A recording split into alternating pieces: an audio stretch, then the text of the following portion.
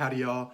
Welcome to another Reading with Rick. Today we're doing a very interesting title, and that is Confessions of an English Opium Eater by Thomas de Quincey.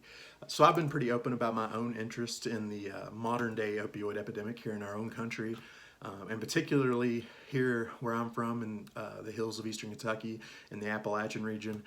It's something that has affected a lot of communities, including inner cities as well, and communities globally. And that's why when I don't remember where I heard about this, but when I seen this, I knew I needed to read it. I needed this different perspective on it to help me fully understand the topic I'm taking on as a writer. We've touched on like Maggie Boylan, which is set in modern day Ohio. If you watch the second Writing with Rick, I kind of wrote about an addict waiting for his dealer in that little exercise. And so today we're going to read a short piece from this. I guess you would call it more of a personal essay or just a personal account. This was first, just to give y'all an idea of where we're at here. Thomas de Quincey lived from 1785 to 1859, and this was first published in installments in the London Magazine in 1821. So we're going to read about his first encounter with the drug and how he remembers it. The druggist, unconscious minister of celestial pleasures, as if in sympathy with the rainy Sunday, looked dull and stupid, just as any mortal druggist might be expected to look on a Sunday.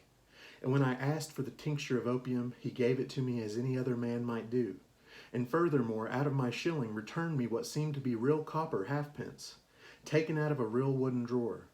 Nevertheless, in spite of such indications of humanity, he has ever since existed in my mind as the beatific vision of an immortal druggist, sent down to earth on a special mission to myself, and it confirms me in this way of considering him that, when I next came up to London, I sought him near the stately Pantheon, and found him not, and thus to me, who knew not his name, if indeed he had one, he seemed rather to have vanished from the Oxford Street than to have removed in any bodily fashion. The reader may choose to think of him as possibly no more than a sublunary druggist. It may be so, but my faith is better. I believe him to be evanesced or evaporated. So unwillingly would I connect any mortal remembrances with that hour and place and creature that first brought me acquainted with the celestial drug. Arrived at my lodgings, it may be supposed that I lost not a moment in taking the quantity prescribed. I was necessarily ignorant of the whole art and mystery of opium taking, and what I took under every disadvantage, but I took it. And in an hour, oh heavens, what a revulsion, what an upheaving, from its lowest depths of the inner spirit, what an apocalypse of the world within me. That my pains had vanished was now a trifle in my eyes. This negative effect was swallowed up in the immensity of those positive effects which had opened before me, in the abyss of divine enjoyment thus suddenly revealed. So as you can tell, really well-written, well-spoken figure in literary history. I kind of cracked up when I'm reading this because, I mean, there's parts where I'm like, yeah, this man sounds like an addict. It's like he hypes it up so much, and then he'll talk about the horrors of it. He'll talk about those lows, those significant highs, and then the lows, and how awful it is, how you'll regret it, how you'll go through those hard times of withdrawal. There's times when it just, he's so eloquent and such a brilliant writer that, I mean, he takes you for a trip because you're listening to someone who is addicted to the substance, but he does such a good job of defending his addiction. I mean, he really makes it sound like it is, it's this dignified thing in some places. It's a fascinating piece of literature. As a writer who touches on these topics, it's been really important for me to read, just to fully understand. When you get into the history of the English opium wars and the history in Asia with that, it's fascinating stuff. I've not done a whole lot of research on it, but it's just one of those things where I looked around my own community and seen this stuff happening, and it's like it can be frustrating, it can be heartbreaking. But again, there's nothing new under the sun. It's something that people have dealt with. There's a place in here where he mentions how the druggists, like this gentleman here, would have different size different sizes of the drug ready for when mill workers got off, so they could just come and purchase it immediately.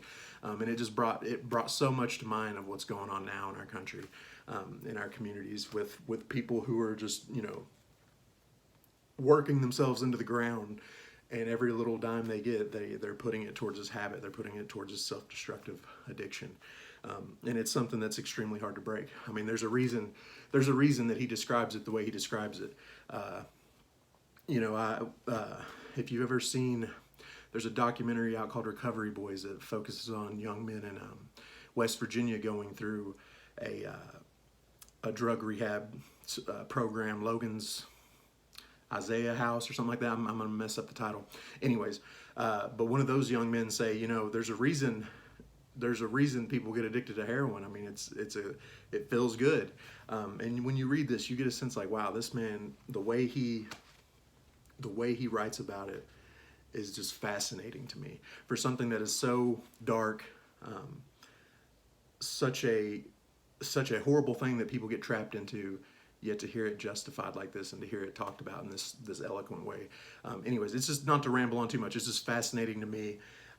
It's one of the reasons why it's became such a big part of what I write about and what I like to read about.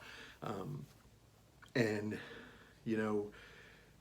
as we go on into whatever the future holds for drug recovery and fighting these kind of things in our culture, we have to understand where it's been, what it's come from, or else we're gonna have a very shallow outlook on it.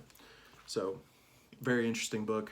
Sorry to ramble on there some in my own thoughts, but check it out. Check us out over at stoveleg.com. Some great things going on there. And as always, God bless you. If you're fighting a demon like this out there, keep up the fight. I can't even imagine.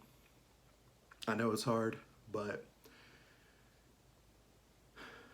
there's a God that loves you, and you are capable of doing it. So, God bless you. Love you. Peace out.